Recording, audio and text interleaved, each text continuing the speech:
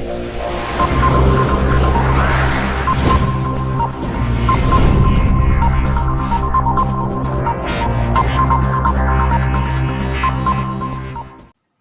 दोस्तों, आपके अपने YouTube channel all in one state 2020 में आप सभी लोगों का स्वागत है।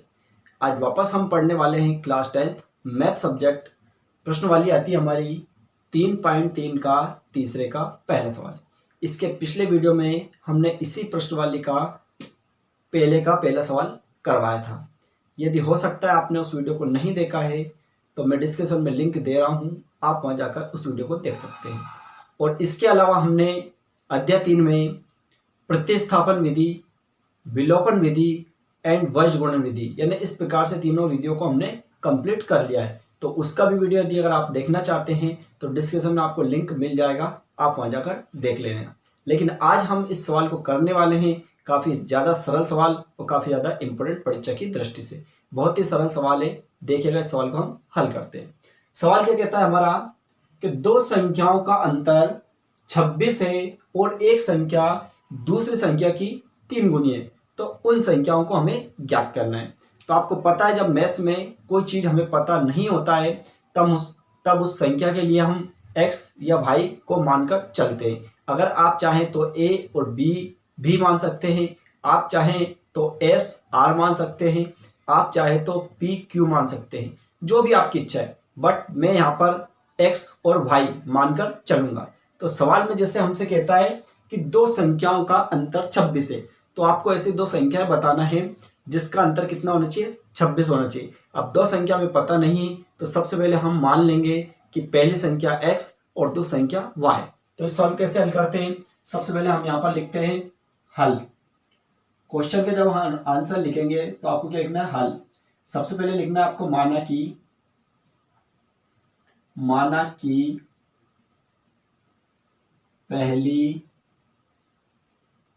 संख्या बराबर x और इसी के जस्ट नीचे लिख देना आपको दूसरी संख्या बराबर y, यानी पहली संख्या को आपको x मान लेना है और दूसरी संख्या को y मान लेना है। इसके बाद आपको लिखना है प्रश्नानुसार, यानी हमें प्रश्न को पढ़ना है और उसके आधार पर लिखना है। तो क्या कहता है, दो संख्याओं का अंतर 26 है, तो बिल्कुल हम ऐसे यहां पर लिख लेंगे दो संख्याओं का अंतर 26 है। यहां पर आप चाहे तो लिख देना चूंकि, ठीक है।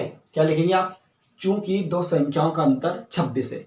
अब 26 है तो हम कैसे लिख देंगे, तो यहां पर लिखिए आप, इसलिए x माइनस वाई बराबर 26 यानी 26, ये हमारा समीकरण 1 हो गया।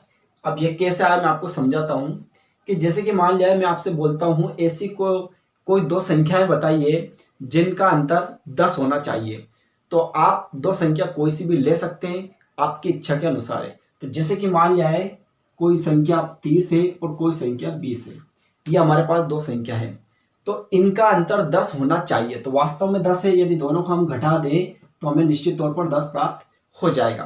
तो हमने क्या करा, पहली संख्या में से दूसरी संख्या को घटा दिया तो हमें यहाँ पर 10 प्राप्त हो गया। लेकिन हमारे पास तो यहाँ पर कोई संख्या नहीं है, लेकिन हमने क्या करा, पहली संख्या को x माना है और दूसरी संख्या को हमने y माना है। तो इसलिए हम क्या करेंगे, पहली संख्या में से दूसरी संख्या को हम घटा देंगे यानी माइनस कर देंगे, तो हमें 26 प्राप्त हो जाएगा। तो इस आधार पर हम यहाँ पर लिख सकते हैं x माइनस वाई बराबर 26। इस प्रकार से हमारा समीकरण 1 कंप्लीट हो गया। ठीक, तो चलेगा। अब हम बढ़ते हैं सेकंड। जैसे कि हमने समीकरण 1 यहाँ पर कंप्लीट किया है, अब समीकरण 2 हमारा किस प्रकार बनेगा, तो वापस हम इसके आगे प्रश्न को पढ़ते हैं और समीकरण 2 बनाने का प्रयास करते हैं। कैसे करते चलिए देखते हैं हम।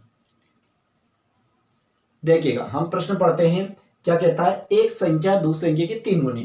तो इसके निश्चय हम जस्ट यहां पर लिखते हैं पुनः, क्या लिखेंगे आप, पुनः प्रश्नानुसार, पुनः प्रश्नानुसार। इसका मतलब ये होता है कि वापस हम प्रश्न को पढ़ रहे हैं। तो प्रश्न को पढ़ने के बाद क्या कहता है एक संख्या दूसरी संख्या की 3 गुना है। क्या कहता है? एक संख्या दूसरी संख्या की 3 गुना। तो बिल्कुल हम ऐसे लिखेंगे जैसे यहां लिखा था। तो चूंकि एक संख्या दूसरी संख्या की 3 गुना है, इस तरह से आपको लिखना है। क्या लिखा मैंने? एक संख्या दूसरी संख्या की 3 गुना, या कोष्टक में आप चाहे तो 3 इस टाइप से भी लिख सकते हैं। गुना है। अब 3 गुना है, इसका मतलब क्या होता है? तो हम यहां पर लिखते हैं, इसलिए एक संख्या मतलब पहली संख्या। तो पहली संख्या हमने क्या माना? x। अब दूसरी संख्या, तो दूसरी संख्या को हम क्या मान रहे हैं? y। समझ में आ रहा है? यानी एक संख्या दूसरी संख्या की 3 गुना है। 3 गुना था, हम 3 का इसमें मल्टीप्लाई कर दें, 3 का इंटू कर देंगे, तो ये हमारे पास प्राप्त होता है x बराबर 3y। अब ये 3y कैसे प्राप्त हुआ? हमने इसमें 3 का मल्टीप्लाई क्यों किया? क्योंकि हमसे क्वेश्चन में बोल रहा है, यानी हम जो शर्त है हमारे पास क्या है कि एक संख्या दूसरी संख्या की 3 गुना है। कैसे? जैसे कि मान लिया है यहां पर हम राम लेते हैं और यहां पर हम श्याम लेते हैं। कोई दो व्यक्ति है, एक राम है और एक श्याम है। मैं बोल रहा हूं कि राम की आयु श्याम की आयु की 3 गुना है। क्या बोला मैंने? राम की आयु श्याम की आयु की 3 गुना है। यानी जो राम की आयु जो भी होगी वो राम की आयु की 3 गुना होगी। 3 गुने का मतलब ये होता है कि मान लिया है अगर यहां पर 10 है, क्या है यहां पर? क्या है? 10। यानी शाम की आयु अगर मान लो हम 10 माने, तो उस स्थिति में हम राम की आयु को क्या माने? तो हम क्या करेंगे? यदि इसमें हम मल्टीप्लाई कर दे, यानी 3 से मल्टीप्लाई कर दे, तो क्यों करना है? क्योंकि यहां पर बोला गया हमसे राम की आयु शाम की आयु की 3 गुना है। तो जब हम 3 का मल्टीप्लाई कर देंगे तो 30 आ जाएगा। इसका मतलब राम की आयु कितनी हो जाएगी? 30। क्वेश्चन के आधार पर, क्योंकि बोला है राम की आयु श्याम की आयु की 3 गुना। गुना मतलब गुणा करना है, यानी मल्टीप्लाई करना है। तो इसी प्रकार हमने यहां पर 3 का मल्टीप्लाई किया। किसमें? y में। क्यों? क्योंकि पहली संख्या दूसरी संख्या की 3 गुना है, तो हमने 3 का गुणा कर दिया। करेक्ट। अब इसके आगे हम क्या करेंगे? देखिएगा, x को ऐसे लिखना है, 3y बराबर के उधर है, हम इधर लाएंगे तो माइनस के हो जाएंगे, और बराबर कुछ नहीं है तो 0 लगा देंगे, और ये हमारा समीकरण 2 है। अब हमारे पास समीकरण 1 और 2 दोनों प्राप्त हो चुका है। इसके आगे अगर आप चाहें तो समीकरण 1 को और 2 को विलोपन विधि से हल करें, यदि आप चाहें तो प्रतिस्थापन विधि से हल करें, और यदि आप चाहें तो इसको वज्र गुणन विधि से हल करें। लेकिन इस टाइप के क्वेश्चनों का एग्जामिनर कभी भी आपसे यह नहीं कहता है कि आप इसको विलोपन विधि से हल करें, कि इसको प्रतिस्थापन से करें, कि इसको वज्र गुणन विधि से हल करें। इस टाइप से कभी भी एग्जामिनर इस टाइप के सवालों में कोई शर्त नहीं देता है। तो आपकी इच्छा के अनुसार डिपेंड करता है कि आप इस सवाल को कौन सी विधि से करना चाहेंगे। ठीक, तो आपको जो भी सरल विधि लगती है, चाहे विलोपन हो, प्रतिस्थापन या वज्र गुणन, जो भी सरल लगे उसी विधि के अनुसार आप इस सवाल को हल करके आए एग्जाम में, यानी समय की बचत करना सीखे। बट मैं इस सवाल को विलोपन विधि से करता हूं, तो देखिएगा कैसे करते हैं विलोपन विधि से।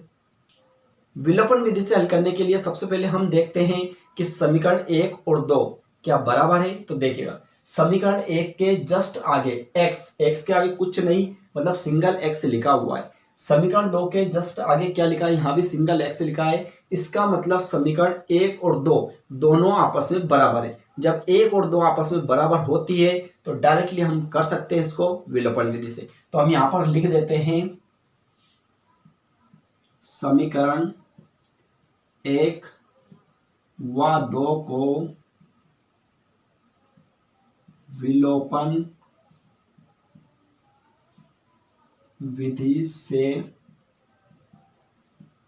करने पर, इस टाइप से आप लिख सकते हैं। क्या लिखेंगे? समीकरण 1 व 2 को विलोपन विधि से करने पर या विलोपन विधि से हल करने पर, इस टाइप से लिख सकते हैं। ठीक है ना? तो कैसे? सबसे पहले हम लिखते हैं समीकरण 1। समीकरण 1 को हम यह लिखते हैं x माइनस वाई बराबर 26। अब इसी प्रकार समीकरण 2 क्या है हमारा?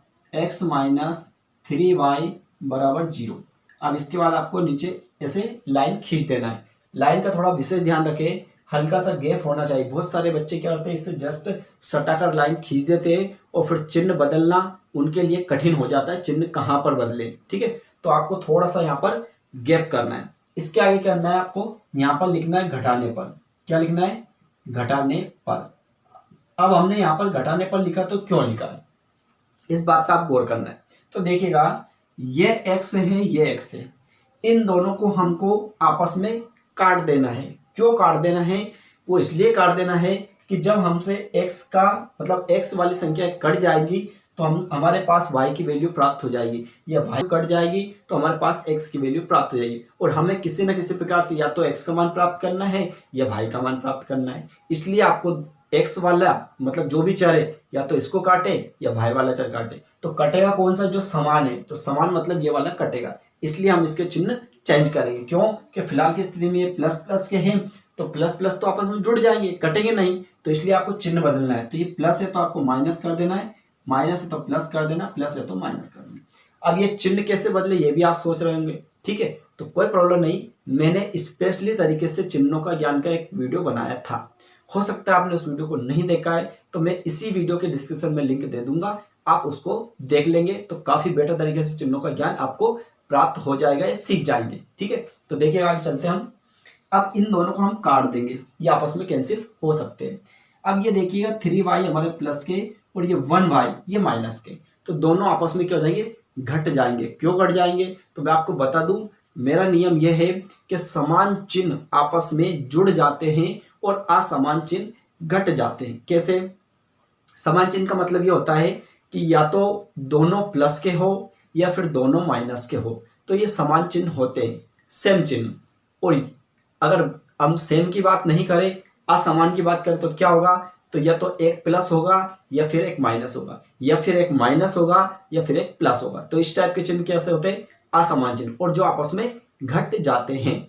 तो हम यह क्या करेंगे, इसको भी घटा देंगे, क्योंकि एक माइनस और एक प्लस है। जब घटाएंगे तो हमारे पास क्या बचेगा, 2y। 2y क्या बचेगा, प्लस का। प्लस क्यों, क्योंकि बड़ी संख्या कौन सी होती है, ये जिसके आगे बड़ी संख्या होती है वही चिन्ह आता है। आपको इस चिन्ह को नहीं देखना है, नीचे वाला जो चिन्ह हमने परिवर्तित कर दिया है उसको देखना है। इसका मतलब यहाँ पर 2y जो हमारे पास आएगा वो प्लस का आएगा, प्लस लिखने की जरूरत नहीं होती है। आगे चलते हैं, बराबर 26 में से 0 घटाएंगे तो हमारा 26 ही आएगा। ठीक, फिर हम y का मान निकालना है, तो y बराबर यहाँ पर लिख सकते हैं 26/2। 2 से जब हम डिवाइड कर देंगे, भाग लगा देंगे, तो हमारे पास ये जाएगा 30, यानी y बराबर हो जाएगा हमारे पास 13। ये y का मान हमारे पास प्राप्त हो चुका है। ठीक है, अब ये y का मान हमारे पास प्राप्त हो गया है। इसके बाद में हमें x का मान भी प्राप्त करना है। तो उसको कैसे करेंगे कि जो भी हमारे पास y की वैल्यू आती है, यानी y का मान आता है, उसको आप चाहें तो समीकरण 1 में रखें, आप चाहें तो समीकरण 2 में रखें, दोनों से आंसर आ जाएंगे। लेकिन मैं आपको एक बात बोल रहा हूं कि एग्जाम में आप क्या करें, जो भी समीकरण छोटी है आपके अनुसार, जो समीकरण सरल है, जिसमें ज्यादा कोई लफड़ा ना हो, उस समीकरण में आप मान रखें, चाहे वो समीकरण 1 हो या 2। तो यहां पर हम देखते हैं समीकरण 1 और समीकरण 2 दोनों बराबर, लेकिन बहुत सारे बच्चे इस जीरो को देखकर कंफ्यूज हो जाते हैं। तो मेरे अनुसार आप चाहें तो समीकरण 1 में रख सकते हैं। तो आपको यहाँ पर एक लाइन लिखना है कि y का मान समीकरण 1 में रखने पर, तो आप यहाँ पर लिख सकते हैं y का मान समीकरण 1 में रखने पर, इस टाइप से लाइन लिखिए, y का मान समीकरण 1 में रखने पर। अब एक क्या है उसको उतार देते, तो मैं शायद इधर आपको नहीं दिखेगा तो इसलिए इधर कर दिया जाए इसको, है ना। तो y का मान समीकरण 1, तो समीकरण 1 कौन सा है, इसको लिखते हैं। तो हमारे पास है x माइनस वाई बराबर 26। अब आपको क्या करना है, y के स्थान पर आपको 13 लिखना है। तो ये x ऐसे लिखेंगे, माइनस y के स्थान पर कितना लिखेंगे, 13 बराबर ये 26। ठीक, अब आपको करना है x का मान प्राप्त, तो x को यहाँ पर लिखना है, बराबर लिखना है 26 लिखना है। ये 13 हमारे पास माइनस के है, इधर जाएंगे तो हमारे पास ये 13 प्लस के हो जाएंगे। यहाँ पर लिखना x बराबर, जब इनको हम आपस में ऐड कर देंगे तो 39 हमारा x का मान आ जाएगा, यानी x की वैल्यू हमारे पास क्या रहेगी, 39। ठीक, तो इस प्रकार हमारे पास x का मान प्राप्त और y का मान दोनों प्राप्त हो चुके हैं। लेकिन हमने क्या लिखा था, माना कि पहली संख्या x, तो इसके नीचे आपको थोड़ा सा और लिख देना है, अतः पहली संख्या x बराबर, तो पहली संख्या हमने क्या माना था x, और x की वैल्यू हमारे पास क्या प्राप्त हुई 39, तो आप लिख देना 39। इसी के नीचे अगर आप चाहें तो लिख सकते हैं दूसरी संख्या, और दूसरी संख्या क्या मानी हमने y, तो y की वैल्यू हमारे पास क्या प्राप्त हुई 13, तो हम लिख देंगे 13। ये इस टाइप से आपका ये आंसर कंप्लीटली हो चुका है। ठीक है, तो ये हमारा सवाल कंप्लीट हो गया है। लेकिन अभी जाइएगा नहीं, अब इसके बाद जो मैं आपको बताने वाला हूं वो आज तक आपको कोई नहीं बताया होगा। हो सकता है आपके टीचर भी इस चीज को नहीं बता पाएंगे। मैं आज आपको बहुत ही शानदार एक ट्रिक बताने वाला हूं कि आप मान लिया एग्जाम हॉल में बैठे हुए हैं और आपने इस प्रकार का सवाल पूरा कंप्लीट कर लिया है, लेकिन आपको खुद को पता नहीं है कि क्या मेरा सवाल ये सही है या गलत है। इसका आपको अंदाजा नहीं है क्योंकि आपके पास वहां पर उत्तरमाला नहीं रहेगी, गणित नहीं रहेगा, इसलिए उत्तरमाला नहीं रहेगी। उत्तरमाला नहीं रहेगी तो आप कंफ्यूज होते रहेंगे कि हमारा सवाल सही है या गलत है। तो मैं आज आपको उत्तर की जांच करना बता रहा हूं, यानी इस टाइप के प्रश्नों के उत्तर की जांच भी हम स्वयं कर सकते हैं। आप खुद अंदाजा लगा सकते हैं कि हमारा ये सवाल जो आया है या जो हमारे आंसर आए हुए क्या ये सही है या गलत है। ठीक है, तो आप इसको ट्रिक को सीखना चाहते हैं तो आपको थोड़ा सा और मेरा वीडियो अंत तक देखना है। तो देखिए क्या करते हैं हम कि जैसे कि हमारे पास पहली संख्या ये प्राप्त होती है, दूसरी संख्या ये प्राप्त होती है, राइट। अब सवाल क्या कहता है, देखिएगा सवाल उसने बोला था दो संख्याओं का अंतर 26 है। क्या बोला था, दो संख्याओं का अंतर 26 है, तो ऐसी दो संख्या हमें बताना था। तो हमने मन से पहले क्या माना था, एक तो 30 और एक 20, लेकिन हमारे पास यहाँ पर एक संख्या प्राप्त हुई है, तो जैसे कि हमने लिखा 39, ये पहली संख्या प्राप्त हुई। दूसरी संख्या क्या हुआ हमारे पास 30, ये दोनों। अब क्या करेंगे, अंतर मीन्स घटाना, इसको घटा देंगे, और जैसे ही हम इसको घटाएंगे तो हमारे पास 26 आ जाएगा। आ गया, तो देखिएगा जो कहता है दो संख्याओं का अंतर 26 है, तो हमने ऐसी वो दो संख्या प्राप्त कर ली है। कौन कौन सी, 39 और 30। इन दोनों को यदि हम घटा दे, अंतर मीन्स होता है घटाना, यदि इन दोनों को घटा दे तो हमारे पास 26 आ जाएगा। तो इस प्रकार हमारी पहली शर्त बिल्कुल कंप्लीट हो चुकी है। ठीक, अब सेकंड शर्त क्या कहता है, देखिएगा सेकंड शर्त में उसने बोला था कि एक संख्या दूसरी संख्या की 3 गुनी है। एक संख्या मतलब पहली संख्या, तो पहली संख्या हमारी क्या आती है 39 बराबर दूसरी संख्या क्या होती है हमारी 30, राइट। तो पहली संख्या 39 और दूसरी संख्या होती है 30।